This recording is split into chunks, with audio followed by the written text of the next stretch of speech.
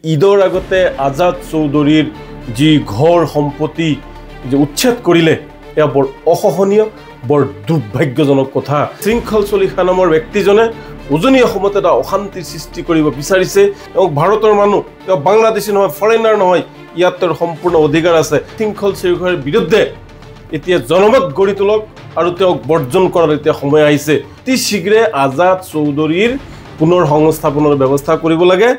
পবিত্ৰ ঈদ আহি আছে আৰু সেই ঈদৰ আগতে শৃংখল চলিহাৰ কথা মতে অসমৰ মুখ্যমন্ত্ৰী ডাঙৰীয়াই আৰু যোৰহাট পৌৰসভাই এই ঈদৰ আগতে আজাদ চৌধুৰীৰ যি ঘৰ সম্পত্তি যে উচ্ছেদ কৰিলে এয়া বৰ অসহনীয় বৰ দুৰ্ভাগ্যজনক কথা।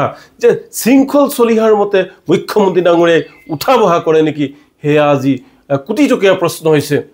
মই উত্তৰ অসমৰ উজনি অসমৰ সকলো ৰাইজকে মই অনুৰোধ জনাম, এই শৃংখল চলিহা নামৰ ব্যক্তিজনে উজনি অসমত এটা অশান্তিৰ সৃষ্টি কৰিব বিচাৰিছে, হিন্দু মুছলমানৰ এটা সংঘাত লগাব বিচাৰিছে। আমাৰ যিটো সাতাম পুৰুষীয়া ভাতৃত্ববোধ আছে সেই ভাতৃত্ববোধ তেওঁক বিনষ্ট কৰিব বিচাৰিছে। গতিকে ৰাইজে শৃংখল চলিহাৰ বিৰুদ্ধে এতিয়া জনমত গঢ়ি তোলক আৰু তেওঁক বৰ্জন কৰাৰ এতিয়া সময় আহিছে।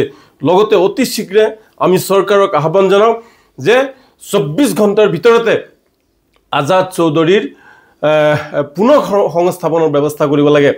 তেওঁৰ ঘৰ বাৰী য'ত যেনেকৈ আছিলে সেয়া চৰকাৰে বনাই দিব লাগে। এওঁলোক ক'ত যাব? এওঁক ভাৰতৰ মানুহ, এওঁ বাংলাদেশী নহয়, ফৰেনাৰ নহয়, ইয়াত তেওঁৰ সম্পূৰ্ণ অধিকাৰ আছে। দাদাগিৰি কৰি কাৰোবাৰ ঘৰ ভাঙি দিব নোৱাৰে।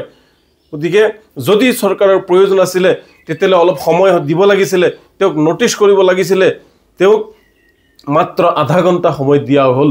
আধা ঘণ্টা সময়ত কি ইমান যুগ যুগ ধৰি থকা, ইমান বছৰে থকা এটা ঘৰৰ সা সম্পত্তি ক'ত লৈ যাব?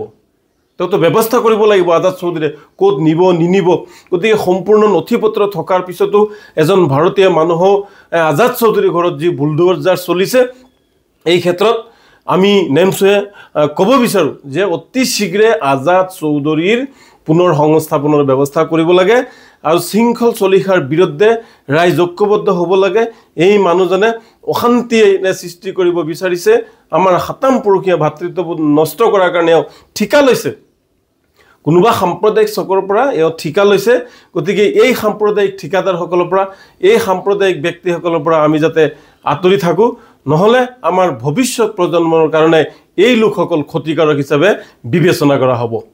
পবিত্ৰ ঈদ আহি আছে আৰু সেই ঈদৰ আগতে শৃংখল চলিহাৰ কথা মতে অসমৰ মুখ্যমন্ত্ৰী ডাঙৰীয়াই আৰু যোৰহাট পৌৰসভাই এই ঈদৰ আগতে আজাদ চৌধুৰীৰ যি ঘৰ সম্পত্তি যে উচ্ছেদ কৰিলে এয়া বৰ অসহনীয় বৰ দুৰ্ভাগ্যজনক কথা। যে শৃংখল চলিহাৰ মতে মুখ্যমন্ত্ৰী ডাঙৰীয়াই উঠা বহা কৰে নেকি, সেয়া আজি কোটি টকীয়া প্ৰশ্ন হৈছে। মই উত্তৰ অসমৰ উজনি অসমৰ সকলো ৰাইজকে মই অনুৰোধ জনাম, এই